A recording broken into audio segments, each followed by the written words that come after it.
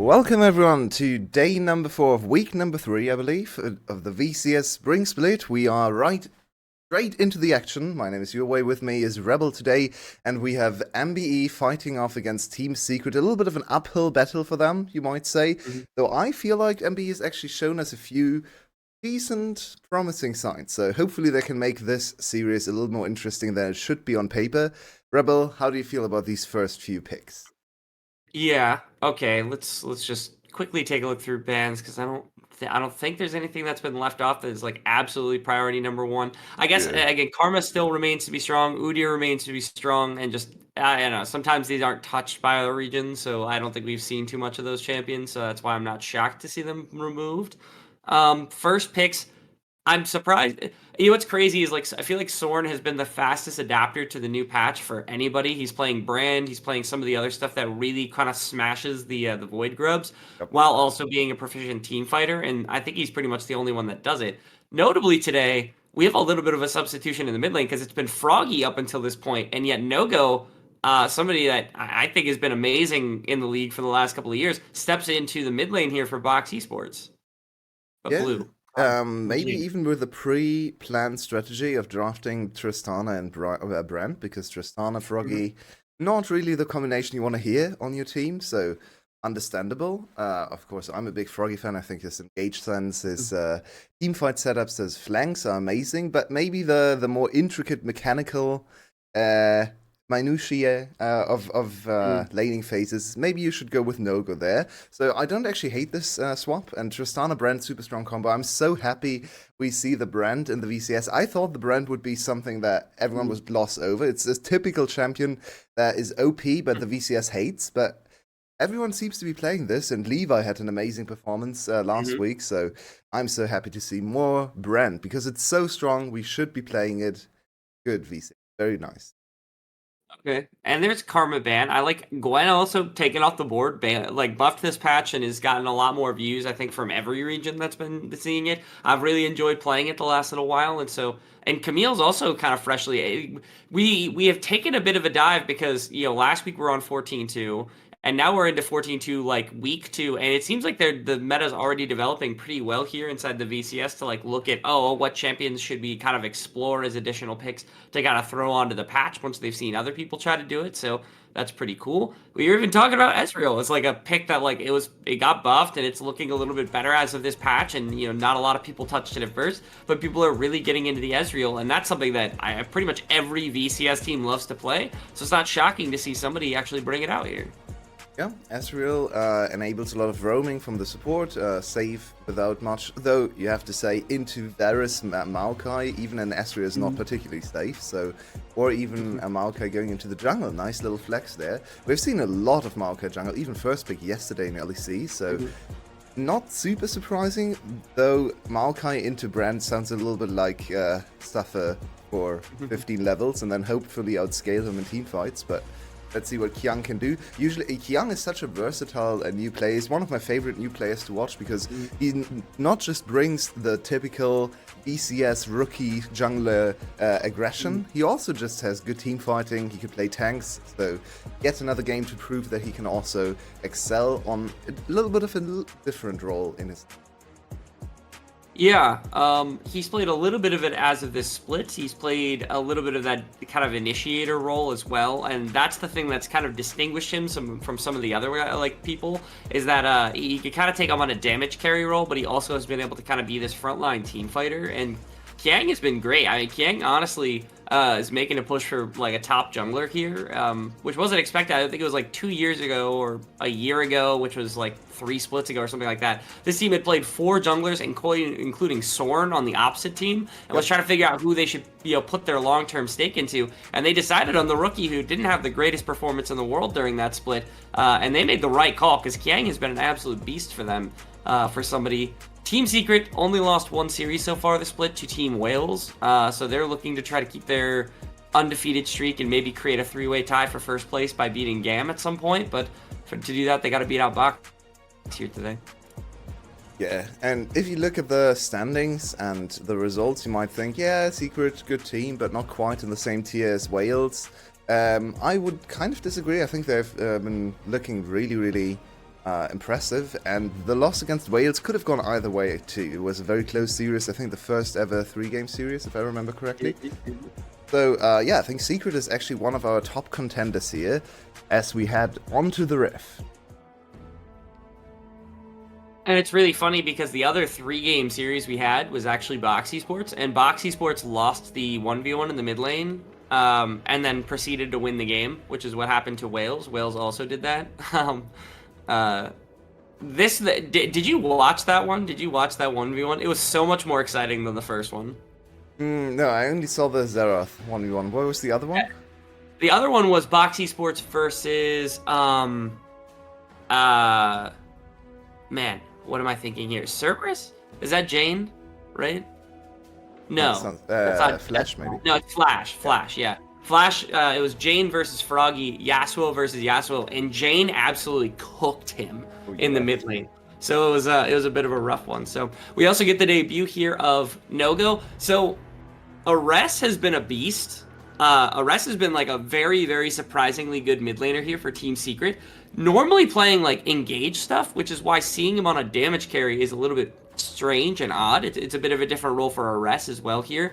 So seeing Kiang on the more engagey type champion is not necessarily against his wheelhouse, but Ares playing pure damage is a little bit different than what we've seen him kind of really dominate on. He was really good at Nico the first couple of weeks, and so here we're seeing him in a bit of a different light, trying out some different hats, I guess, for the team. He has really impressed me too. He was the big question mark, of course, for the team. We knew about Hasmet, Eddie, Taki, and Kiang as well. And then Ares came in as a new mid laner, and he had big shoes to fill. So, of course, still his first season, so kind of the trial is not over yet. But definitely important to see him be able to play different styles, multiple different ways of playing the mid lane. Because mid lane right now is actually very versatile, especially in some leagues more so than others. We see a lot of Corki Azir trades still. I like the LCK loves that. But over in the LEC, for example, we see so many different mid laners. Some may be ill-advised, but I would like to see a little bit of experimentation. Double 80 mid laners today, and with the likes of Brent in the jungle, you could think about Lilia later on maybe as well. 80 mid laners are on a premium, so yeah, I feel like these kind of champion pools will come in very handy later on. And I wonder what that kind of looks like in that jungle and mid combination priority, because most of the season, Box has kind of staked their claim on Sorn has a crazy champion pool, and in the mid lane, Froggy also has a crazy champion pool. And Froggy has just been playing some weird stuff too, because he's the only one that's played like Scion mid lane and tried some of like pure tank stuff. I'm surprised Galio hasn't popped up, because Galio's got some really great counter mage stuff if people are playing like Azir and some of the other stuff. Like Galio with Kanik Rookern is basically an unkillable demon in the mid lane, so I'm surprised it hasn't popped up for Froggy yet. Which is why it's a little strange to see Nogo come out here. I think Nogo's really, really good. He's a talented mid laner who's pretty much the only reason I think it was Box was having any sort of success in previous splits, as he's up against Ares here in the mid lane with the Tristana. It's our first look at him. I was surprised Froggy was like starting outright to begin the season because of how well the Nogo had played previously, but maybe they see something that I have not. Ooh, Brent, in a little bit of a tough spot there for Sorn. We have the grub spawning soon-ish. But one more reset for everyone. Yeah, there it is. So, yeah, it looks like Nogo was actually forced to teleport, but Ares already used his teleport too, so slight advantage there, potentially for the Tristana, as we have a huge brawl in the bot lane. Okay. Had a little bit of action there, but unfortunately Eddie didn't tag the arrow. Instead, it's just going to be harassment. I actually remember in recent memory a Taki Bard, which is kind of cool. I know he's played it before. He's played pretty much every champion. But that's exciting. Bard has gotten a lot more prevalence too, which makes my heart happy because he's one of my favorite champions in the game. And so a lot of bot lanes have picked him up. He's just kind of really generally strong. And so it's cool to see yet another meta adaptation if it ends up being something for Team Secret. Hopefully this isn't one-off, because again, the champion has gotten quite a bit of acclaim as of recent. In other regions, and maybe this is kind of the first of that here inside of the VCS, is to get this Bard pairing alongside other champions. You play for lane, you can play for scaling, you can play for pretty much anything, so I like to see that Taki's making that meta adaptation as well, as they've really put the pressure on the laning phase here. You could see Styles down 13 minions. Yo, wait, that's a rough one for an Ezreal earlier on. Yeah, kind of expected, I'd say. Double range with Varus, super strong early game. Also opting for the more like safe Harris option of the Comet, so you can stay far away. Just use Qs from both of the champions in the bot lane, just whittle away. So it makes sense that they are going to dominate the bot lane 2v2. We're finally approaching the Grubs. Kyung is still level 4, which is a little bit unfortunate. He's... there it is, level 5. Eddie has to flash. Nice little counterplay from Zodiac there. Spotted the Bard going away and instantly punished ADC. And now they can shift up into mid, or they're just going to look for vision. I was wondering if they were going to make some sort of shift to attempt to grab up the Grubs, but unfortunately no one's here to support Sorn, so Kiang just gets to walk away with the objective. And actually, you know, because of where the wave is at the moment, Taki had set up pretty well with vision to try to push back by, MBE. And as a result now, if Varus ends up pushing out and Taki ends up pushing out, yes, you're down the flash and the cleanse from Eddie, but you actually have pushing power in the bottom side to maybe look at Dragon, so they're looking to double dip neutral objectives to start the game. It's happened more often here in the VCS than I feel like it happens anywhere else in the world. It's just that the junglers are willing to trade off some neutral objectives to get some sort of counterplay on the second set of neutral objectives towards the second Void Grub, second Dragon, that type of area. See if Soren wants to lean into that or really wants to push back and fight here for this Dragon. Yeah, and this is a really bad start already for MBE. If you look at their composition, you pick Brand Jungle. Yes, of course, Brand Jungle also super strong. Later on in the game, scales well, deals an insane amount of damage, especially to the likes of Baron. But still, Brand Jungle is supposed to win the Grubs. He's one of the fastest champions when it comes to taking Grubs, and he didn't even get to look at them. So now quite far behind in terms of objectives, and they pick the Tristana Brand combination for early mid lane jungle pressure. Ooh. That's a lot of damage. Style is set. Wow. That's incredible. Now, in comes Sorn to try to punish Taki. Taki can always do the old alcove outplay, and just like that, he's gone. Sorn now actually going to get punished on the way out. I don't know that he has the combo to work. Zodiac is going to keep them pushed away at least a little bit. Fortunately, there's not much else, but here comes Kiang with the ultimate to be able to follow up. Sorn is going to be able to do something, but unfortunately, Zodiac now is thrown to the wolves. The kill's not going to be too influential here. It's going to go over to Kiang, so it ends up being a kill for the Bard and a kill for the Maokai in exchange for a kill for this Brand, which is not a perfect trade-off of where the gold is, but it is a massive gold advantage now to Team Secret, as well as Varus redeployed faster, so again, priority on that Drake as well. I'm continually so impressed with Team Secret from start to finish. They are just such a cohesive team. Their shot caller just looks on the same page. Really nice from Kyung to be there to help out on the latter half of the play. Just salvage anything that the broken Brand champion can do. But still, they're just Eddie and Taki finding the perfect opportunity, striking back against Zodiac and Style. So this is now a 1k gold lead with the 3 Grubs on their side, which probably gives them a lot of advantages for the next Grub fight. Dragon is delayed, so even trading Dragon for the second iteration of Grubs is a trade you take any day of the week. So Secret with a really, really nice early game start. This is pretty much just Eddie. Eddie finding the perfect ultimate through all the minions, Q after, and Taki just secures the kill. Unfortunately, Eddie has to die. Yeah, this was a bit... They played it very aggressively, probably because Kiang was coming anyway. If Taki lands the Q, if the minion doesn't rudely step in his way, I think they can probably just kill everyone. This way, Eddie unfortunately had to pay for his support sins, but in the end, it's still a 2-for-1, and first blood over to the side of Secret. Oh! Wow.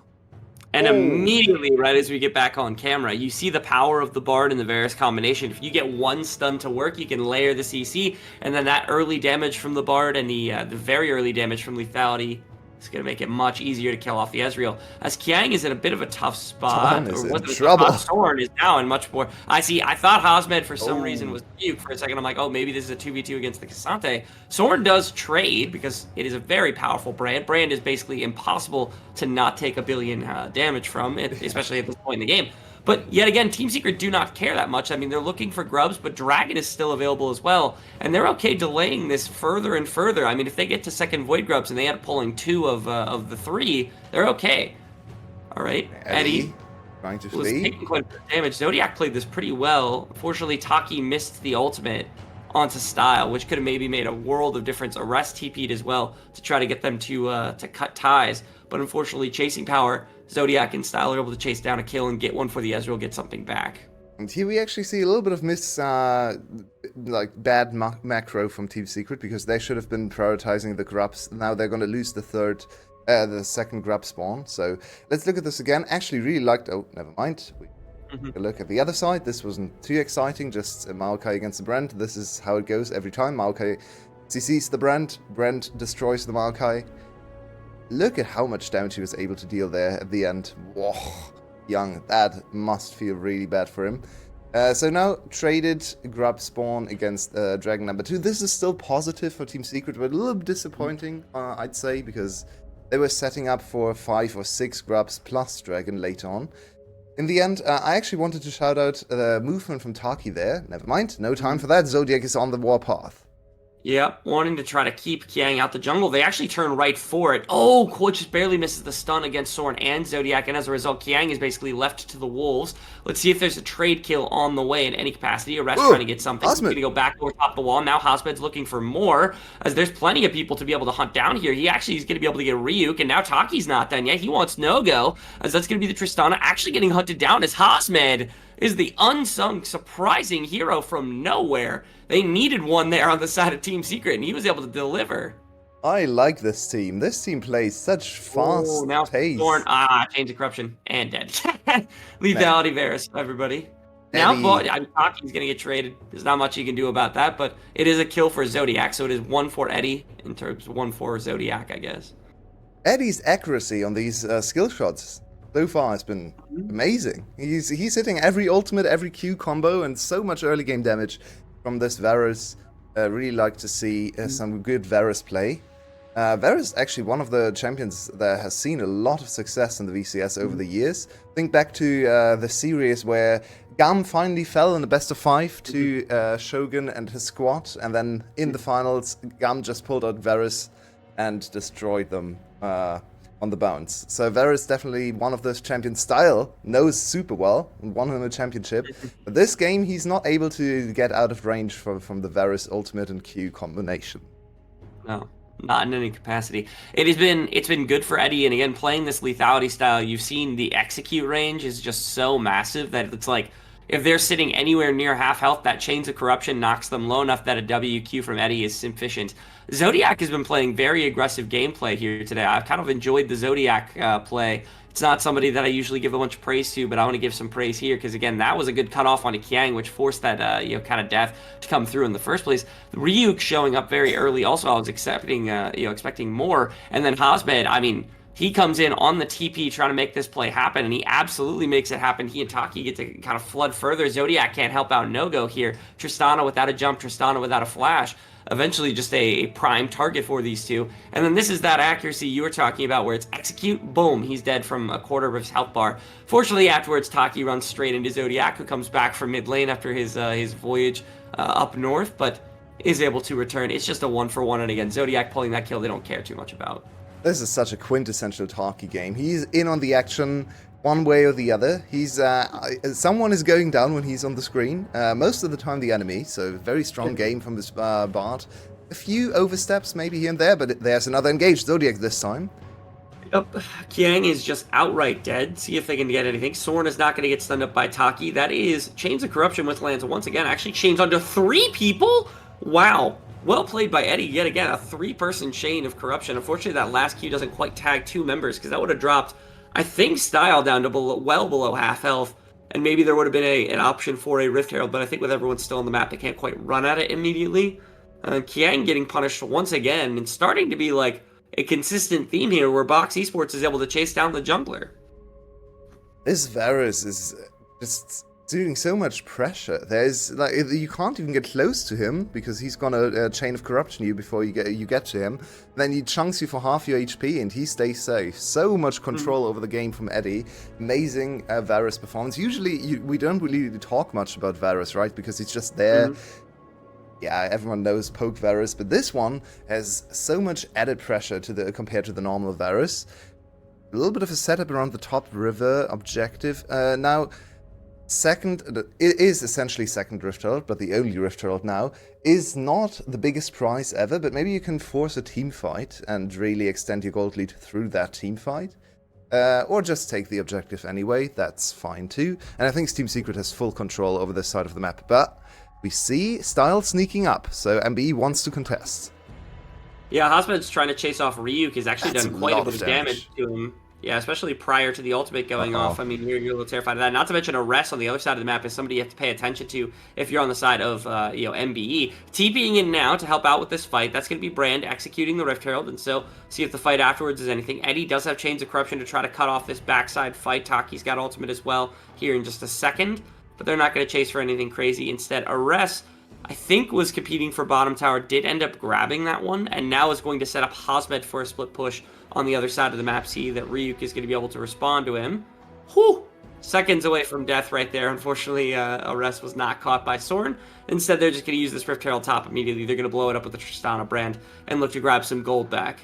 Bit of a missed opportunity, I feel, because Team Secret had a really good fight set up there. Came from two angles with Varus ult, with Bard ult available. You had Husmet still with his ultimate, so don't really understand why they didn't force a fight there. Maybe they can force a fight now on the bounce, but a bit late. So yeah, Team Secret played this not decisively, not assertively enough, in my opinion. They could have really tried to open up this game. Ryuk was chunked essentially out of the fight, and all their members were full HP, so don't really understand why Team Secret was so hesitant there. Maybe there's an item breakpoint they wanted to hit. Yeah, I guess the opportunity is just come in now on Eddie. I hope that's the right name. These new items, yeah, I think that's opportunity. We have a lot of opportunities here on Team Secret side, but unfortunately this time they didn't actually go for the opportunity to win the game straight up. No. I'm actually, I was going to talk about this a little bit because we haven't seen like a ridiculous amount of Jace. We've seen Jace kind of pop up a little more as the patches have come through. Opportunity is such a good item when you go for Phase Rush, because if you kill somebody with a 3-hit combo on like Jace and you've walked through your E, you get like 900 movement speed. It is ridiculous how fast so if you go in with Hammer Stance and you execute somebody, you're out of the fight. It's kind of wild. It's like having a teleport to get away. It's like playing LeBlanc and being able to pop in, kill somebody, pop out immediately. You just have to make sure that you don't get caught in with any sort of CC, but that seems to not be too big of an issue. So it's basically the same as the Invisible Jace from last season, where he just goes for one kill and then just sneakily walks out untargetable. So that's the new iteration of the same phenomenon, I guess. I guess Jace just really wants to be an invisible assassin at this point in League. And the items provide him with the opportunity, to do so. Okay. Yeah, Hosmed leaves. Soren is the main kind of pushing point at anywhere on the map. Like, it feels like Bot or MBE, they really just have not had too much pressure if Soren isn't around. It's not necessarily a bad thing. It just means that if you're somebody who is watching the game at home and you're trying to track what's going on, if you see where Brand is, that's likely where MBE is going to be leaning on the map to try to push something down, because, again, Brand's damage, especially this early, just does so much inside of a team fight, inside of something else. I actually got to witness one of the coolest plays I've ever seen, except No-Go might be under legitimate threat. And by legitimate threat, I mean 75% of his health bar is gone immediately, and there's not much you can do, and they're going to push down mid-tower as a result of it. Oh, actually, they're not going to push down mid-tower as a result of it. Good wave clear from Soren and Zodiac to ensure that one's going to be missing. Because you can see the effect that the poke Varus has, and even to a very large extent that Jace is going to have. Again, dropping a shock blast, dropping an arrow onto somebody is basically an insta execute from any distance, which is the fear of MBE here, that they're not going to get a chance to play their big team fight with the brand. And one super unfortunate thing now for MBE is they don't have a winning split push or a side lane matchup right now, which would have done so much for them in this map situation, because they just pushed down bot tier 1 tower. If they had a super strong split pusher now on the bot lane, they could draw a lot of attention and attempt a Baron sneak with Brand. Maybe the fastest jungler at the moment at taking down the Baron because of the passive and passive proc damage on the Baron. So that could really have been one winning play for them on the top side, but unfortunately they just can't really create the pressure now. We can just put Hasmid on the bot side for Secret, and he's going to be fine with whoever is going to try to face him, especially if it's No-Go. No-Go is actually under a lot of kill threat there from the side of Hasmid, so this has really not panned out the way MBE wanted it to. So now they have to rely on style scaling, on Sorn getting a little bit stronger, and then probably just 5v5 team fighting, because that's the only thing they can do to come back in this game.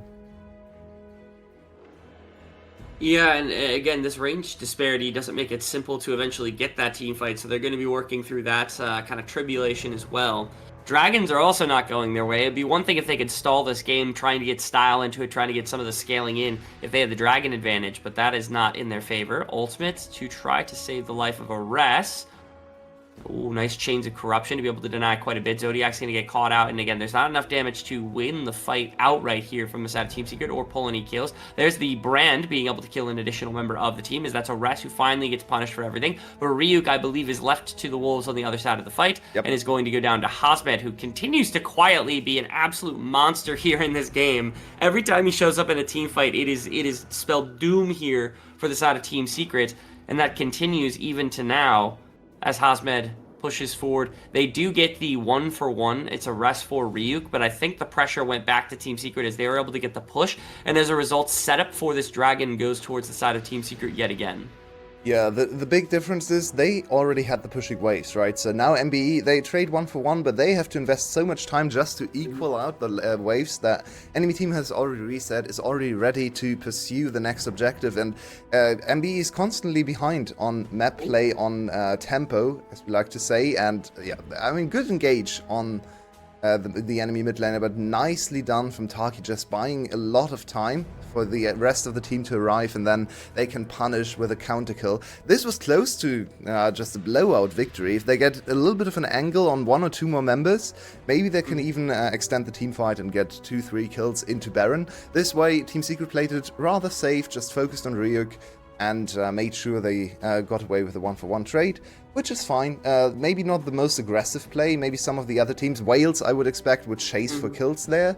But Team Secret has always been a little bit more of a disciplined team when it comes to teamfight execution, so makes sense for them, and they still are in a super strong position here. 3 dragons, a decent gold lead, nothing crazy, but definitely a decent one, and strong items coming in from all sides. So yeah, Team Secret in the driver's seat, and they just need to drive it home, probably with the next dragon spawn, and then into Baron to execute the rest.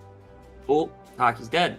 They have found out Taki is yet again another situation where Sorn shows up on the map, and there is something to be had in that particular portion of the map for the side of MBE, and they continue to have this kind of unadulterated control of fights. Ryuk is in a bad spot. That's my one concern. Like you said, it's not even just that there's no split pusher to put on pressure on the side of MBE, but Ryuk outright is getting did. He's down 2 full levels. He's down like 60 CS or something like that. He's on double armor items. I don't even know that that's sufficient to stop Hasmed in any true capacity in the side lane push. And No-Go's the best they've got for a side lane push, but again, has been kind of behind the majority of the game. What even happened here? Taki is just too far forward, pushing off wards, trying to set up Baron. I think ends up just getting punished for his sins. Yeah, as I said earlier, if Taki's on the screen, someone is dying. This time, unfortunately, was himself. So Taki needs to be a little bit more careful. I still think he has had a really good mechanical Bard game. Maybe in terms of positioning, he can work on being a little bit less easy to exploit and hunt down. Still, only 2 deaths, so you can't really fault him too much. I want to draw attention to Hasmed's items, because there's a huge one coming in. This is not the Bruiser top lane Yona we have seen in all the other leagues all the time, with boring itemization that deals no damage. This is full crit Yona, and he's going to have the IE soon, and that is going to hurt a lot. Zorn is going to explode anytime he gets on top of him.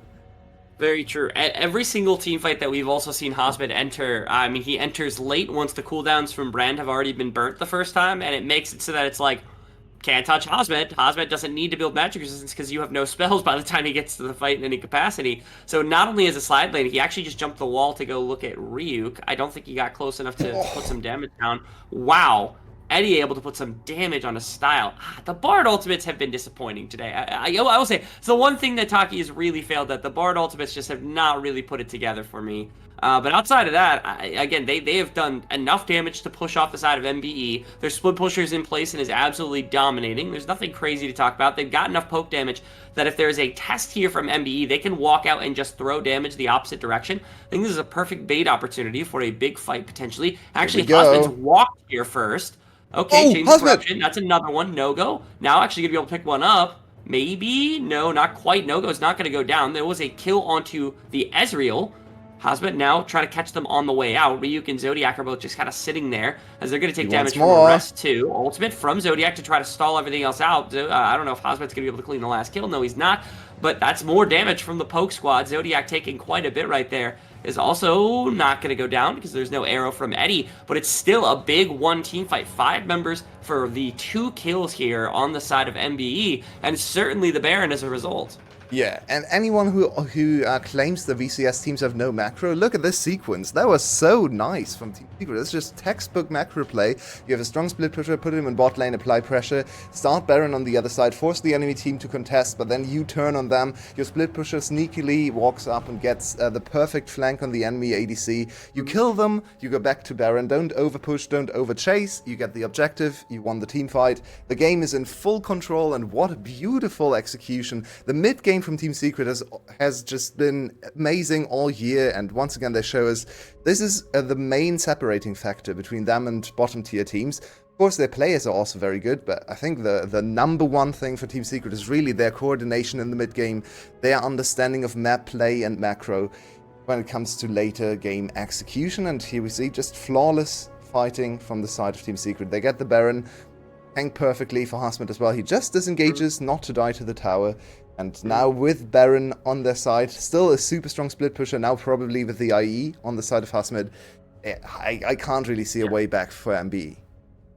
Yeah, this composition has also been drafted to really take away any sort of strength that MBE have, because, again, their main team fighting tools are like Tristana and Brand. Both of them just can't play in fights. You saw in that last one, I don't think Nogo actually put out even an auto attack's worth of damage before getting absolutely pushed out by like Eddie and Arrest and all this extra damage, and even Hasmed, while Hasmed came in on the assault of the entire backline. So for MBE, I mean, how are you supposed to set your feet? How are you supposed to set a team fight? How are you supposed to actually get your Tristana involved? How are you supposed to get Brand putting out damage in the backline if they can't even reach the backline? I mean, Arrest and Eddie are so far back. Hasmed does so much damage. You can't really interact with anybody, and as a result, it feels really tough to play out the team fight dream that MBE might have wanted walking into this one, is that's going to be an ultimate from Kiang, trying to shut down something. That's a lot of damage. That's just a dead Zodiac immediately from a combination of other things. They catch Brand. If they kill Brand, that's doomed. It's not going to happen. Instead, Hasmed is going to get shoved off by Ryuk. That was super important that Ryuk was able to shove off there, because I think if Brand dies, there is no chance the game is saved at all. Instead, bottom inhibitor is going to go down. I don't know that there's a way to save it anyway, but if anybody was going to, it was going to be Brand. And he doesn't take the last ultimate, so he doesn't actually get the Brand proc off on the passive. And as a result, Eddie's just going to be fine. He's just chilling back here. He's a Varus. He's basically an assault mage. Maybe something. I think they're fine. I think even if a Hasmed dies, there's just no way to play anything. I mean, Zodiac jumps in to try to pull something, but there's just no way. As Team Secret make it look easy against the side of MBE 28 minutes in. I mean, seriously, at what point were you actually afraid that Team Secret was under any danger of losing this one? I'm not Carix. But wow, this was such an amazing execution. The last 5 minutes, that's exemplary gameplay. You can't look at that and say Team Secret needs to be quicker, needs to be more decisive. They just played it perfectly, ended the game so quickly, and yeah, there's really not much to say. The execution was flawless. MBE hung with them for, I mean, a decent portion of the game. They had some disappointing early game results with the Brand not being able to secure early priority through mid lane, getting a little bit outmatched. Nogo not quite able to be as strong as Eris on the other side. Eris continues to impress, especially when it comes to early game, where maybe Team Secret was weakest, thinking about last game.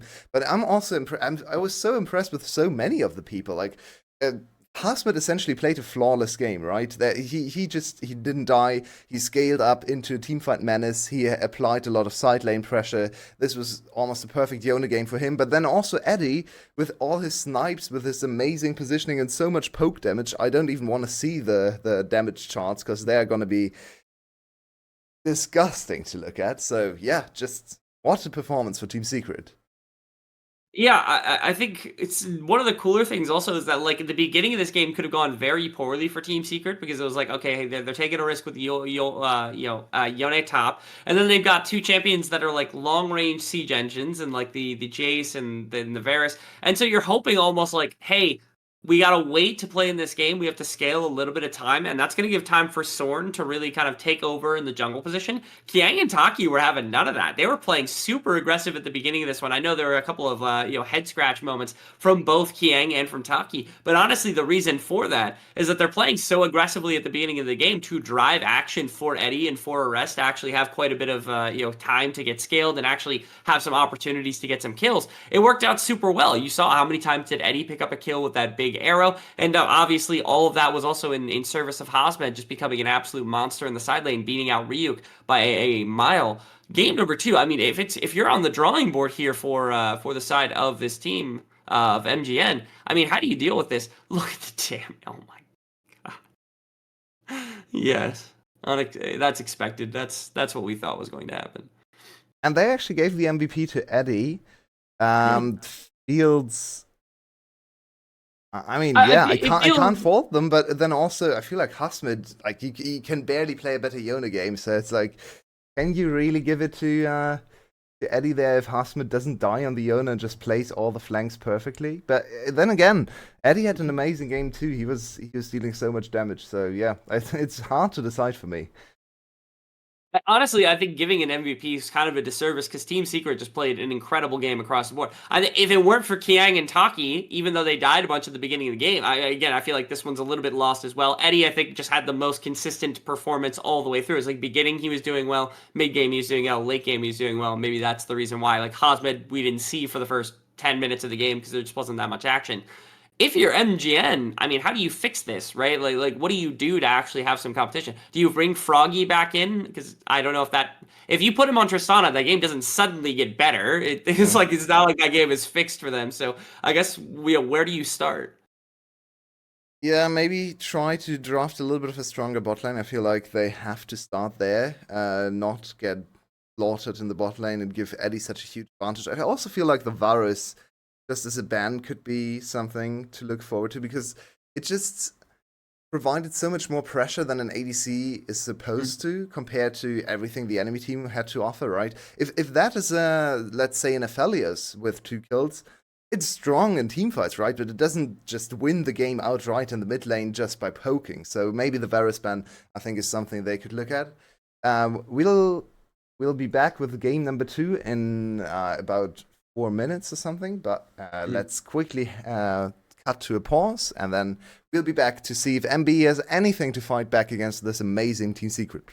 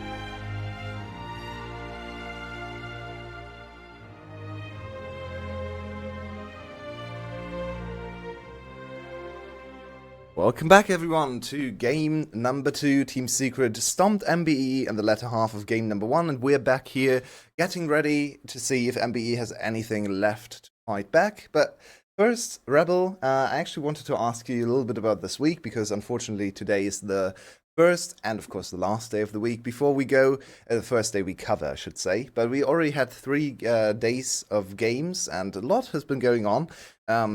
The VCS is now almost done with the 3rd week of action. We're going to go into the New Year, Lunar New Year break. My God, that's hard to say. And yeah, what's your impression so far from the teams? For me, GAM has been a bit surprising, but what's your impression so far? I'm not actually shocked about pretty much any of the results. I think the only really surprising one has been GAM. I think we would have walked in thinking like Wales, Secret are probably at the top of the table, and then I would have been like, all right, Vikings, GAM, probably competing for 3rd, 4th type area. Maybe Flash, also kind of in that conversation as well. Just hasn't been the case, unfortunately, for them. They haven't been able to make it happen. But again, GAM coming out with a level of dominance. I don't know if it's an organization-wide thing to just win every single game, or whether, again, maybe my call of Pyshiro being the best marksman in the league for 4 years back was just the greatest call anyone's had in talent assessment ever. But GAM is clearly playing pretty good League of Legends. Blazes is, if he weren't inting 90% of his deaths away randomly, I think this team would be absolutely insane. He maybe has the mid lane GAM curse where the mid laner looks worse than he's actually playing, but who's to say? But I think Wales Secret is a really, really good rivalry for number 2. These teams seem to be establishing themselves as kind of top of the table. And then we've got, I wouldn't call it a race, MGN Blue. They're sitting where like they beat, I think it's like Flash and Rainbow Warriors, and that's all they've beaten. Vikings have done the same thing, so we're trying to decide whether or not Vikings are better than the rest of the table. On paper, at least, it seems like that's the case. And that's my one thing is like I want to see Vikings kind of come online in the back half of the split and put away teams like Cerberus and Flash and MGN Blue, because I feel like they are our 4th best team by a decent margin. So if we get that from them, I think our split would be pretty well synced. It's like, okay, GAM, Wales, Secret, and Vikings, and then the rest of the teams are kind of competing for that 5th and 6th spot so they don't get relegated. But I don't think that transcends any expectations anybody's had of the split so far. Yeah, looking at all the teams, I feel like GAM, not because I felt like they were definitely still a contender for 1st place, but maybe not the favorites. But their bot lane has been better than expected, even though I already thought they were going to be good. But I thought Blazes would actually hold them back more than he has. Maybe he's gonna later if the meta changes to something he's not quite as comfortable with. But so far, GAM looks like the far best team to me. Wales, maybe not quite. I mean, they're still 2nd, but I actually like Secret a little bit more than Wales, especially because of their macro abilities. I feel like they're just a more solid team, and Wales wins mostly through hand stiffing. But maybe there's a higher ceiling on the side of Secret. For me, personally, I feel like they're more disciplined, so I'm really excited to watch Secret also because of Eras and Kiang. Very strong rookies. Alongside Eddie, Taki, and Hasmet, established players. If Hasmet is in good form, coming players, I feel like this team could really be a dark horse, maybe even more than a dark horse, maybe even a favorite for the title. Yeah, I think I would agree with that as well. Maybe this is the year we finally get some of the new players out into. I mean, one way or another, we're hopefully going to see some new faces on the world stage, whether that's some of the youngsters on GAM or some of the players on Wales Secret that haven't had a chance to really make themselves known. That being said, we're already in the middle of draft, so let's just cover everything that we've gotten. Nico removed from Arrest, that's not shocking on that side. Karma Ash also taken away from Taki because he's got the craziest champion pool in the world. Opposite side, they just get rid of some normal stuff. I'm guessing the no-go Orianna, which was a beast, even when Orianna wasn't that strong, is not allowed to be had when she is strong. And so we get the Varus taken away from Eddie. I think that's a bit of a point, kind of a hard point. Kiang gets his Nocturne, which is one of the best kind of combinations that we've seen of anybody. And then it is the Lucian Melio Eddie Taki combination against the Vi, which I'm not a biggest fan of, and LeBlanc here for no-go. I wonder if it's going to be AP or on hit. Some of that like auto attacking static shiv LeBlanc that is supposed to be dead, but apparently just cannot die. Yeah, I feel like this is an opportunity for a statement game from Eddie and Taki. strong bot lane, but maybe not the number one so far. If they can dominate first on Varus and then go back into the first pick Varus and just slam Lucian, Milio, and destroy the lane, I feel like that would be a huge confidence boost going into the stronger matchups, going into the pause, because of course afterwards they have 2 weeks to relax and reset and reconsider all the meta. Meta's going to change hugely with the new patch as well. So that locked? I might be. That's an Annie on my screen. That is yeah, locked. I mean, if you recall, the like LeBlanc and Annie were like both kind of relatives in the previous like big meta back before Worlds started last year, and so LeBlanc. There was discussion that Annie was supposed to be like the counter to LeBlanc. There was also kind of the counter discussion that, you know, Annie just does nothing into LeBlanc, and so you have kind of both arguments there. But here, I guess that's the play. It's just that, like, the idea, I guess, is that, like, maybe a Rest wants the Annie as a way to try to dissuade, like, an AP LeBlanc, which would kind of, it would force, like, a static Shiv LeBlanc type gameplay out of no-go. Maybe that was his intention the entire time. Maybe that's weak enough that they feel like it's okay. Oh, I see it. It's the same as Mad Lions did in LEC. They hide the super obvious engage with the Nocturne ultimate. Mad Lions did this with top lane Fiddlesticks. And I believe there were a few instances where it wasn't quite obvious to the spectators how hard it is to see the engage from Fiddlesticks, but because of Nocturne Ultimate, things like Fiddlesticks and, in this case, Annie, get so much more out of their pretty obvious engages, right? Because you just press Nocturne Ultimate, you don't even go in, but then your Annie comes from somewhere, they have no idea, wards don't help, because it's Nocturne Ultimate, and then Annie can just point and click stun four people with her ultimate. I think that's the idea here. It's Nocturne Annie combination. I love it. I am such a big fan of these sneaky drafts with the Nocturne, enabling stuff that usually you can't play. I was so impressed with the Fiddlesticks pick as well, and now this is the Annie iteration. And if she indeed has a decent matchup into LeBlanc, maybe that's also stabilizing mid lane, giving Nocturne enough time to farm, get ahead in the early game, and then just Nocturne Annie combination. Let's see if it works. It's a little bit experimental. Maybe Team Secret feels confident enough to pull out something and also strike some fear, some doubts into their opponents over the 2-week pause, right? Just show one Annie game, stomp it, and then no one knows, do you actually want to play anymore? Is there something there? Is it just a bait? And it's funny enough also because, like, Arrest has been one of the best engaged kind of mid laners that we've had in the VCS. It's mostly been, again, on that Nico. Nico was the one that he made his name on over the first couple of weeks. That's why it's been permabanned against him since then. But this is another one of those champions that, in the right circumstance, you can actually very much use as an engage-heavy champion if he knows how to pop the tippers effectively. And so, like you said, if Kiang can help him by getting him delivered into the right area, there's a lot of benefit to it. You know what's crazy as well? With the new itemization changes, Shirelia's is actually not the worst item in the entire world as a rush for, like, especially like somebody like Annie who wants to make that engagement happen. And if you really want to double down on that, you can actually go Rocket Belt with Shirelia's, and your whole team can follow your absolutely crazy Flash Rocket Belt engage with the Nocturne ultimate. So you can execute from, like, all the way up the river out of nowhere, and there's no way they can anticipate that much movement speed coming out of everybody. Now that's, again, probably a little bit too much distaste for a lot of people to kind of stomach there, but it is at least a thought that, again, if this ends up being like the big massive engage we're expecting, we could see some crazy stuff out of this team, but more than likely, it's meant more for, like you said, it's hidden, and then also it's not terrible into the LeBlanc, which is going to be playing AP LeBlanc, by the way. Yeah, I just wanted to ask you about that, because that's electrocute, so that definitely signals the AP LeBlanc, I feel. Which is something we haven't seen in a while. AP LeBlanc, actually. That's an Ignite drop from Eddie. Okay. Very aggressive there. Oh. Also wanted to comment, we completely glossed over this because so much was happening in the latter half of the draft, but they just picked Renata into Milio. That is not a great matchup for the side of Renata, but if you get level 2 first, but now it's 2v2, they have to be careful, but Taki... Interesting. Yeah, they're punishing a bit of the fact that, like, Taki decided to go with shielding first and then went into W immediately afterwards, which I know has some benefit to helping out the Lucian's damage output. But the Q is sometimes necessary. It's sort of like how Bard in certain matchups actually takes the E second, because there's just certain matchups where you need that level of safety as opposed to something else. But that is you can see the benefit of where it would have come in right there, especially with the Ignite. The healer's now down as well, so there's a slight summoner disadvantage here for Eddie and for Taki in what you said was maybe a statement game for them if they can actually win out the laning phase. Notably, No-Go is really good. He's one of my favorites, actually, from previous years when he was on MBE as, like, the only player that was noticeable as doing something kind of impressive.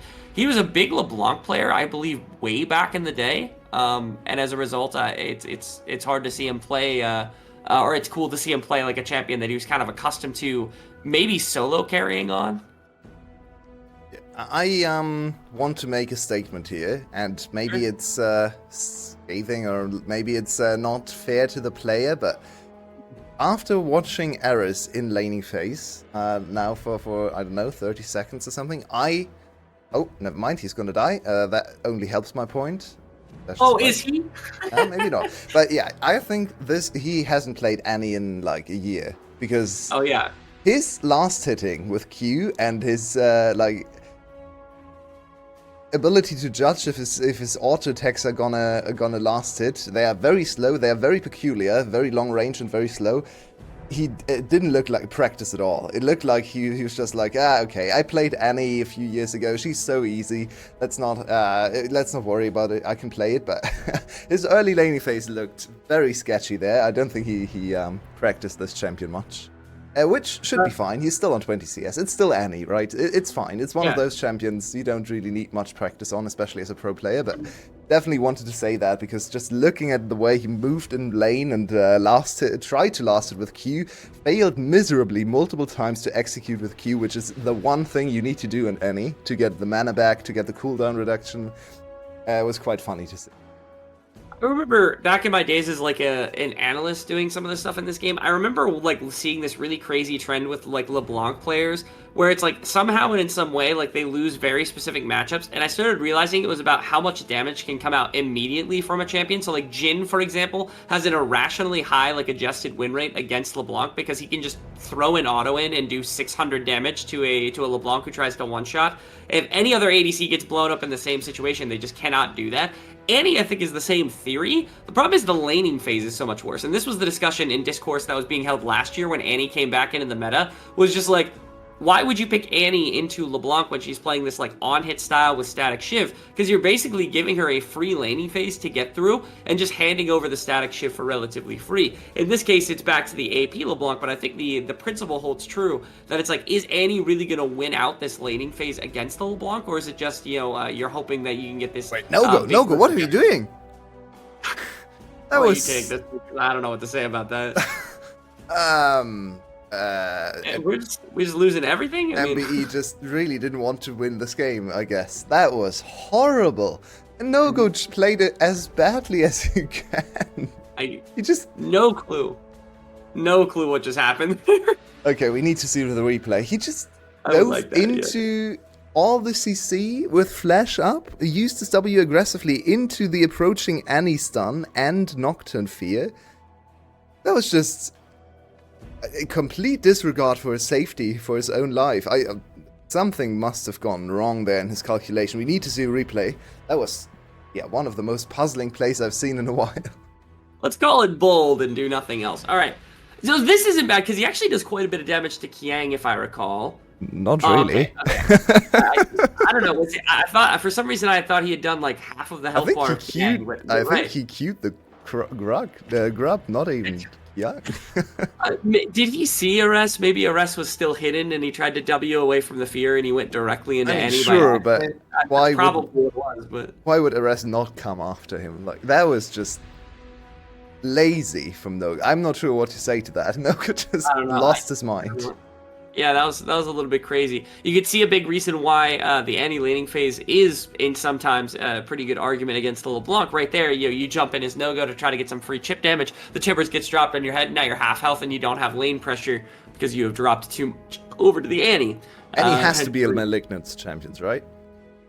You'd think, right? Like, that has to be the rush item. Like, there's so many champions that abuse it and that I feel like don't get used. If you do not abuse it on Annie, I feel like you're just, like, disastrous. You get cooldown reduction and you get, like, crazy damage output from the Tibbers hitting anything and then causing that. So I don't know why you would not buy that item. I'm just thinking about Malignance into Riley's, but Oh, that should be a dead Vi. bit of action. Ultimate from the Vi to try to get through the stun. Unfortunately, good patience from Arrest, I think, held the stun until after the ultimate was done, and then popped it to try to make sure that there was no chance the Vi had counterplay to get out in that situation. So Arrest, again, outside of that very early laning and the struggle bus with the Q kind of spamming, has actually played pretty well on the Annie so far. It seems like maybe they are a little more practiced with it, at least from a macro scale, than you'd expect. That's the little Blunt clone popped as well. Yeah, it's nice to see. Very good punish there from Kyung and the rest. And yeah, Zorn tried to gank the Annie, though, is full HP with Flash Up. Very low percentage chance of actually getting anything there. And then, yeah, the downside is if you get spotted, you die. So, high risk, low reward play. What is happening here? Attempted play. That's level 6. Style has the W on him, but here comes Kiang, so they're not even going to let it come through. That's Zodiac who's going to get eviscerated as well. That was so easy from the side of Team Secret. I mean, what did they hit? Level 6? I think it was double level 6, and instead of level 6, it was Zodiac didn't quite hit level 6, and as a result, they saw, okay, we've got Kiang, we can just go. Presses the ultimate, drops somebody down health. Yeah, I don't know what again, Team Secret, they seem to just be waltzing through this game. There's no complication for them whatsoever in any position at the moment. Yeah, it feels like a little bit of tilt has come in for the side of MBE. Maybe they just want to go home. Because, I mean, this is just crazy. What's happening here? Style doesn't use Flash or Cleanse, by the way. He has Cleanse here to get away from the Ignite. I guess he spotted Kiang and said, okay, I'm dead anyway, but... yeah, not much to say. It's just... yeah, they just died. I don't know. Yeah, like like Eddie saw level 6 versus not double level 6 and went, I'll just go. And then it was even worse because like Zodiac blocked a lot of the ultimate, but I don't think was intending to. In order to get his body in position, he used the Q to stop the ultimate, but it didn't really do much because then immediately afterwards, Eddie could slide in and continue doing damage. Style took too much and then had the W revive and then walked away with the W revive before seeing Kiang. So it's like, okay, you could have just walked in and tried to kill Taki. Kiang might get punished here, but he had a pocket. Wow, Hexplate is going to be available as well. Actually gets a big boost, I think, there from Zodiac, because he gets ulted directly back into his own teammate as an escape route after the Hexplate gets brought down, and so he just walks out. I'm not sure about that. I don't know they either. could have all died if Zodiac didn't hit his ultimate there, because that is a scary, scary Nocturne. That Nocturne is Hexplate already, so I feel like the Nocturne could have maybe just killed all of them if he wasn't stopped by Zodiac's CC. Zorn at least gets something back on the other side of the map. Unfortunately, they can't get to 5, but 4 grubs, yeah, well, better than nothing. They've got 2 right now, right? They have 2? I think they just hit 2. No, Team Secret has 2, so they can only get to 4. Okay, yeah, that's right. Bottom lane dive, Zodiac is going to die now. Style has the W. They just gotta wait out the W here and do nothing else. You'd want Taki to take that. Yeah, you actually get it. Wow, it's so well played. Yeah, that's gorgeous. Yeah, that's a perfect dive right there. Yeah, you know the Void Grubs are going down, but unfortunately, I mean, they don't have the ability to spawn Grublings, like you said, since it's 4 versus 5. Bottom lane tower is probably going to die, assuming that, like, the Melio just continues to ramp up the Lucian. Worst case, it's 4 plates, which is still a ton. And, yeah, not to mention... 20 CS advantage here in the top lane for Hosmed quietly. What happened here to start things off? I guess they just took a bunch of damage and then they walked under the turret and Zodiac pressed the W on Style instead of himself. I guess you weren't expecting a trade kill, so that makes sense. Let's try to buy Style a few more seconds. Maybe you try to get him to clear some farm, but he just dies. It's just gorgeous, as you said. It's just so well played. I think it's time for some crazy statements. I think Team Secret is better at playing Lucian than any LEC team. I may agree with that statement. I mean, it's not high bar, to be honest. But... what in the world? Yeah, that is Kyung with Hexplate at 9 minutes. That is a scary, scary champion. And there's the Malignance for Aris. Yep, I'm almost sad the game is going so swimmingly for Team Secret because I really wanted to see the cool flanks with Hasmet coming from one side, Darkness, and then Aris flash ulting from the other side. There's so much potential in this composition, but I feel like they're so far ahead they don't even have to do anything. They can just run them down. They can just play ARAM and just win for free. So maybe MBE can come back a little to make this game a little more interesting later on. But honestly, I'm quite excited just to watch Team Secret play good League of Legends here. Yeah, it's quite nice to see them playing, especially like quite crisp and quite clean League of Legends. You know, We like seeing that from our top teams here in the region, just because sometimes we have some really rough play. Okay, Really Zodiac nice bait there from Eddie. Eddie actually played gets it. pulled in. Wow. Holy, Eddie played it so well. That was such an amazing bait there. When we see the replay, you can see how he baited out Zodiac's ultimate, because he made a little sidestep that looked aggressive. It looked like he was going to dive under tower, but then backed out immediately. Zodiac used his ultimate, and then he was free to go. Also with Taki's ultimate in tow, of course, just getting him out of there. Another dive, this time 2v2. They didn't even need their insanely fat jungler. Yeah, look at the spot lane. Look at jungle, but no, honestly, look at everyone on the team. They're all looking like monsters there. But yeah. Okay, so this is the potentially aggression. You dump this into the wave, and then on the corner, Zodiac. This was cool too, because you had like the free cleanse from Taki to make sure he wasn't going to get stuck there in any capacity. Taki also kills Eddie. Or my apologies, he kills Style really quickly to make sure that you don't have to stay underneath of the tower any longer as the Lucian who had tanked the aggro to start with. He gets to step out after killing one, and then immediately Taki takes over the aggro and is able to walk out on his lonesome. So there was never even a risk of like Taki maybe getting, or Eddie getting traded for Style and Zodiac. Instead, they just stay, they take the tower. I mean, it's picture perfect. It's 10-0. They got both dragons. The only thing they've given up is grubs, but the grubs mean nothing if you're not hitting any towers your way. So we have to discuss this now, possible. Rebel. Yeah. We are here in the position to, I'm not sure if we were the first one, but once in this league, but we are looking at a perfect game apart from 4 grubs. Does it count or doesn't it count? No, it doesn't count. Sorry, it's the new objective. You got to get all 6. Oh, that's tragic. Rough. That makes perfect games so much harder. Yeah, they've been making it more difficult to get perfect games over the season, because there's also like plates now, so it's like you can't even give up a plate, and it's like, all right, no giving up plates. You can give up plates because they don't show up on the scoreboard. The grubs show up on the scoreboard, but the plates don't. So. Yeah, that's fair. Okay, so you can give up plates, you just can't give up a turret. So no turrets, no grubs, no dragons, no Rift Herald. Interesting. Okay. But this should be easy enough now for Team Secret. I don't know. It felt like a gamble. Like maybe MBE was looking at this LeBlanc to maybe be some sort of big differentiator, and Ares is just neutralized the pick pretty effectively. Son, are you sure about this? Yeah, I don't know about this one, Sword. Sorry, bud. Oh, he's actually dealing a lot of damage. Yeah, but unfortunately, there is a pocket Melio to prevent any sort of really significant things from going down. And also, again, like you said, this Malignance on the Annie makes it so difficult to fight for a long period of time. Like a melee champion into this is just going to get absolutely melted after enough time. I have to look at this again. I think it looked like the ultimate did not proc Malignance after the initial cast, which confuses me a bit. That would be the only champion that happens to, which would be very strange. Unless they deny it for pets. Yeah, like, we have to look at this again. Like Ivern works at it too? Yeah, I would imagine the only if you build Malignance on Ivern, you get banned. Like, as an Ivern main, I'm telling you, you get banned if you build this item on Ivern.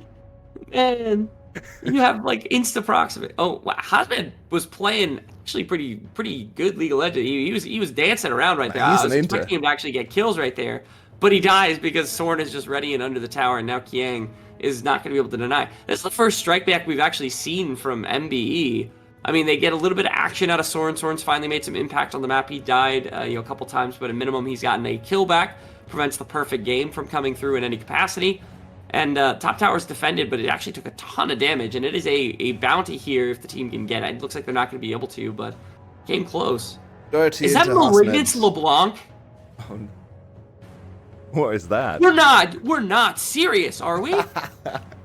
What? I love this item. Why? I voted on any champion, so I can understand. Listen, I love Malignance on the right champion. I guess cooldown reduction on the ultimate is really valuable on LeBlanc, but like no capacity is the passive that good. Sounds pretty good with Malignance, no? Because they can't move out of the Malignance thingy. Okay, so they take 100 damage? Like yeah, and you lower their magic resist for the follow-up burst. Yeah, that's the back end of your combo, no? I guess so, like the chain is the second part, because you use like in actuality you should be popping like ult like Q, right? So it should be like Q, ult Q, and then E, and then the E is like, so it's, I guess it's like the second E proc No, it just doesn't make sense to me. I'm sorry. Like, unless you're using the double chain, which is same day, it just, again, it has to be for cooldown reduction and nothing else. And if you're going to build it for that, I mean, you might as well build it later. You might as well go for something bursty to start with. I don't know. Maybe there's more reasoning to it. I've seen it a couple of times. I just always baffles me. I'm like, there's no way this is actually that good. Yeah. Well, I mean, we don't have to harp on itemization either. Even if it was built perfectly, the game is disgracefully in favor of Team Secret. I mean, they're up by 6k at this point in the game. They're about to get mid tower if Eddie decides to hit. He's just burning extra minions because he can. There's no competition in any capacity. He can do whatever he wants. Yeah, and third dragon, by the way, going to Kiang at the moment too. So I mean, there's really nothing to be done. So how do we feel about Nocturne now? Is it like I know a lot of people liked it at the start of the season, just Hexplate Nocturne, it just sounds cool, it looks cool, it does cool things, but is it actually good?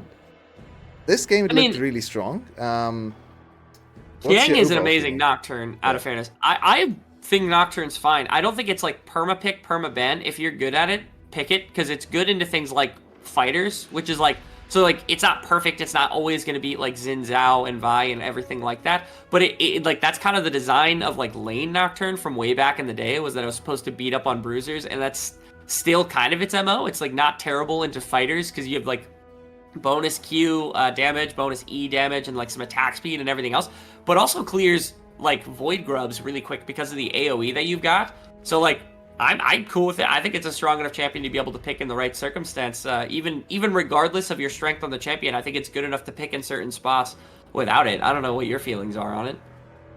Yeah, I feel like it's definitely overpicked in VCS or over-prioritized, but that has always been the case. It's not really a new thing, right? Yeah. So, yeah. Oh, what's happening here? Eddie trying to kite. Trying to get away from Ryuk to the best of his ability. Okay, Hazmet. Big dive, can't find style, so it's gonna go down. Yeah, it's nothing.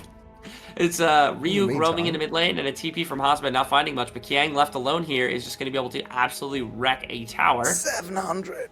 Okay. Yeah, Kiang wants all the gold for himself. He's the top laner now. Alright, okay. No-Go wants the smoke, is gonna catch the chain onto Kiang. Is there anything else to be had? He just pops the ultimate, I think, for both the Hex Plate, so it's a little bit of a warning, and also to deny some vision. Soren goes running in like he's going to do something, but unfortunately is not going to be able to. And as a result, MBE, they just get to... I mean, they're thwarted. They cannot quite chase. They can't quite find Team Secret fast enough to be able to chase them down.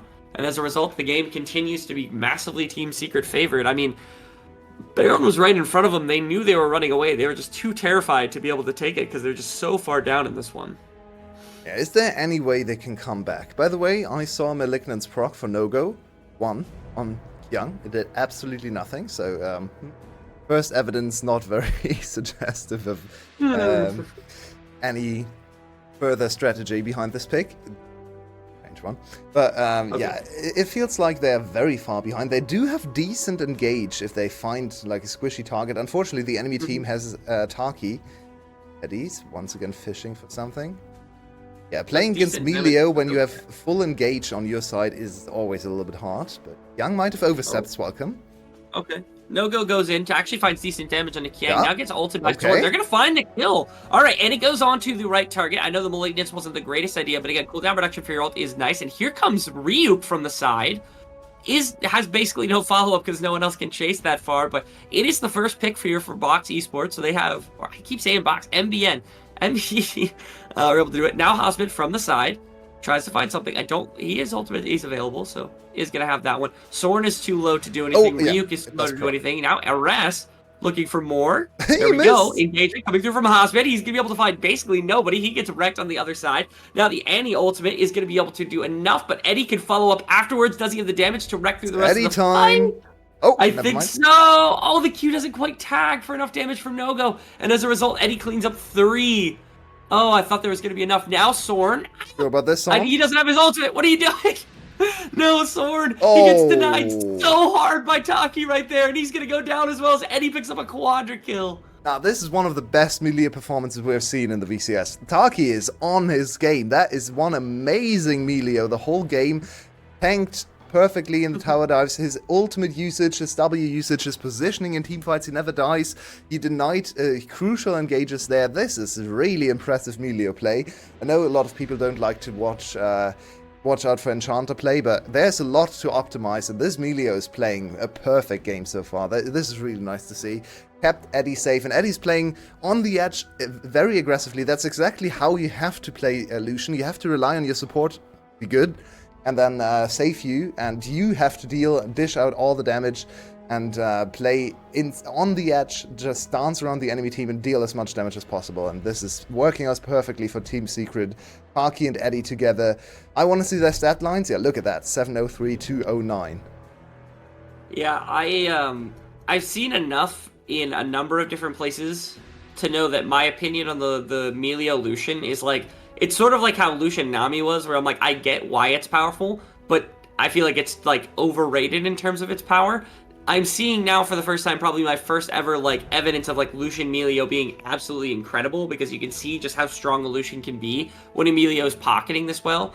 And I mean, I'm enjoying it quite a bit. I mean, I can see why there's a lot of teams that are trying to replicate this kind of success in a number of circumstances. So, all right, is there a win condition? I'm not sure. No-Go does have Shadow Flame second item, so the Execute is there from No-Go if he is able to get onto a priority target, but Dragon going down. Great ultimate coming through from the Renata, and that's a lot of people kind of jammed up there. Unfortunately, Hosmed got in and was able to be a bit of a nuisance. No-Go was able to find one. Can the Dragon go down to the side of MBE? No, he cannot, as Kang is going to drag down. As the Hextech Drake is brought down, Eddie's able to chase down No-Go. That's not just the Drake, okay, that's the Soul at 24 minutes, by the way. This game is such a stomp. Oh, yeah, very much so. I had belief there for a second. I was like, okay, maybe this Renata ultimate's going to turn things around. I thought maybe Eddie was going to get hit by it, but I think Taki has ways to cleanse it, and as a result, the Renata ultimate does nothing. Team Secret, honestly, they just kind of win the game right here. Yeah, they've won the game. They won the game like 50 minutes ago, but this is all for show. This is another great mid-game. They played the perfect dragon stacking game. They had a super strong jungler who just invaded and got ahead more and more, dived bot lane. The only one that didn't really participate in this game at all was Hosmed, but after his first game performance, that's fine. He missed another ultimate on 5 targets. Who cares? Yeah, I find that it was very funny because in the middle of that, Eddie almost just like flat out killed Ares, and it took the Melio ultimate was actually a fraction of a second too early to stop that onto Eddie, and so Eddie got cleansed himself. I think it was the Mikhails that came through from Taki, so he had to use his own contingency to help out, not killing his mid laner, and that's what forced No-Go to burn his immediate part of his kit to actually bring down Ares as opposed to bringing down somebody else, because maybe if you get the full combo down onto the Lucian, you at least drive him out of the fight, and then maybe the Dragon is yours, and you can stall this game a little longer. But because of that one little interaction from the Mikhails and from everything else, and that No-Go burnt the entire kind of kit and caboodle on Ares and doomed the fight. I mean, it was already going to be an uphill battle. I just thought maybe Zodiac's ultimate was the one saving grace. Unfortunately, Taki was ready for it, as Kiang swapped places with No-Go, and that means he's perfectly safe there for a second as they play a little bit of teeter-totter. No. Zodiac just almost dies outright. That was insane. Yeah, this Lucian is dealing a lot of damage, and especially, there's the engage. Where are we going? On the other side of the map. Hosmed is in trouble, but Kiang is also, Style just destroyed him, And now Hosmed is trying to turn around. But Style just gets a double kill. In the meantime, though, their base is in shambles, so a little bit too late from Style, potentially. Yeah, Style finally was able to put out some damage in the fight, but unfortunately, like you said, too little too late. We lose a tower, but it's not going to be anything else. Now No-Go maybe wants to try to find something. Goodness gracious, Eddie. That's 50% of No-Go's health bar with just the 2 auto attack on the Hextech Soul. I mean, you can't really do much about that. It's like playing against a full build like Static Shiv LeBlanc right there. What just finished IE on this back. Oh my god, this Lucian is gonna just one-shot anyone. As if Zodiac gets hit by 2 seconds of the ultimate again, he is definitely gonna go down now. So absolutely. Look out I was waiting for Cyclo Sword too, because I love the lethality, and I love the fact that it resets all of your little Curtis Night Shard items, but he just doesn't need it. But Yeah, it'll be his final item probably, but we don't what need to happened look at to this int again. But by the way, it? for completionist's sake, the Annie ultimate does indeed proc malignance on any Oh, cool. damage instance. I looked at it again. It does. For sure. It has two malignance procs at once in the base there, where Tibbers Wow. hit two people, and then also Eddie Taki actually doesn't like boots at all. He doesn't have boots. 28 minutes in the game, he's playing Yumi. I'm not sure why, but apparently he's Yumi now. He gets movement speed from Kirkus shard items. Maybe it's a sufficient amount of move speed with a pocket Melio that he just doesn't feel the No, need to actually Taki have has no boot. boots. I'm not sure Oh, why. my bad. That makes sense, actually. Okay, big fight, big engagement in the backline. They actually shut down one. That's going to be MBE finding at least the one. No-Go is going to look for maybe a little bit more, but he can't quite find enough damage onto Arrest. Now, Hosmed and Eddie are still very much so inside this fight. Hosmed looking to clean up No-Go. That's going to be another one, as that's all 5 members now of MBE dead. I wasn't even sure how to call that because I think 2 members got basically blown up to start that fight, and I was like, I mean, we're not going to catch up with what's happening here. The action's already done. And I think that's sort of been the MO of MBE in this one. They're down to 1 minion left. They're just going to... Oh, I was going to say, there's another wave on bottom lane coming in any second now. And there it is, as Team Secret going to take a very clean series against the side of MBE. What a dominant series from Secret, indeed. This was just showing top team against bottom team, and Secret, they are ruthless when it comes to beating lower tier teams. Just their macro advantages, they just lead to cleaner games than maybe any other team compared to the... maybe Gum can compete, but compared to the likes of maybe a team like Flash or even a team like Wales, I think Secret's games are always much cleaner because, yeah, they just play better League of Legends on a scale of, yeah, if you want to talk about macro or just objective setups and so on. So, very impressive showing. Team Secret goes up to 4-1, I believe, now. So, that is quite the performance. They will be able to contest the top spots, and I believe with 4 wins, they are very close to locking in their playoff spots, because this time we have 6 teams in the playoffs, and 4 wins should not quite be enough, but if you think about their performances so far, it's very unlikely that they would be falling out of the playoff spots after these early weeks. Of course, we never know, but super impressive. Yeah, the only thing I think left on their radar that I'm looking for is... a few weeks down the line, Team Secret's going to be playing against GAM. They haven't done it yet this season, which is kind of the one thing. If they can beat GAM and show themselves to be that team, they will then create a 4-way or a 3-way tie for first place where they beat GAM, GAM beat Wales, Wales beat them. And then our second half of the split becomes a lot more interesting because I think there's a lot of reason why anybody could watch any of these 3 teams and go, yeah, this is probably the best team in the VCS. Like Wales has like their hands, they've done really well. GAM is somehow like still just amazing at playing both macro, and their late game team fighting has improved drastically. I mean, even if you at the beginning of the game is Blazes, Blazes Pyshiro late game is still something you can bank on. And Team Secret, you can see, you've seen the proof in the pudding a number of times how well that this team can play together in the right circumstances. When they've got Kiang and Arrest going, Eddie, Taki, they've really got it going. So these 3 are competing to me for their MSI spot or their world spot when the time comes, as opposed to all the rest of the teams. For MGN Blue, they actually were sitting middle of the pack. They just actually fell below Vikings in the standings, but they sit above Flash, Cerberus, and Rainbow Warriors, so they're actually still in playoffs as well. I worry about, like, they have a lot of veterancy. I don't know whether No-Go was a much better alternative to Froggy in this one. I think Froggy, like you had said, is much better in engage sense and maybe better for team fighting purposes.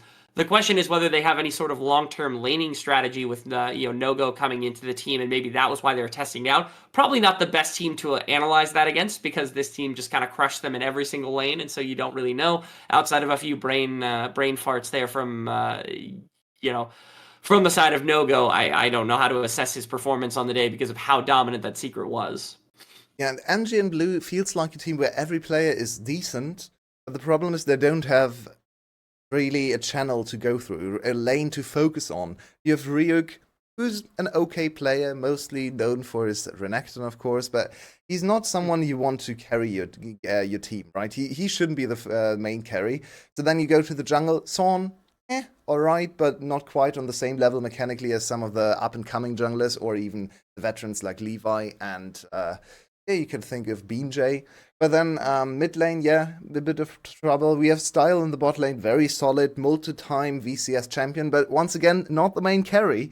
So where is the carry power coming from in this team? This is one of those teams where you look at the lineup, you think, I like these players. There could be something here, but they're missing this one star piece. If they had like a super promising ADC or someone to build around, then we could build team fight compositions. Or maybe they have someone like Ego. If you think back to when he came into the VCS, a jungler you could build around and draft around, and maybe support with supporting lanes. But it feels like MG and Blue needs that one ingredient, and maybe someone can step up. Maybe Style can come back to number one ADC status. Who claimed he was number one ADC. He was definitely one of the better ADCs back in the day. So I feel like MG and Blue are still looking out for that one player to really step up to the task of carrying them on their backs. And until then, they might be doomed to fight for the 6th place instead of the higher level. And maybe that's kind of the purpose of them bringing in somebody to substitute for Froggy, because again, I think if Froggy's in the lineup, my expectation is Soren is going to be their primary source of damage. If you remember Soren back when he re-qualified with, I cannot remember for the life of me what this team was called. Do you remember what Team Blazes was on when they qualified for the VCS? Oh.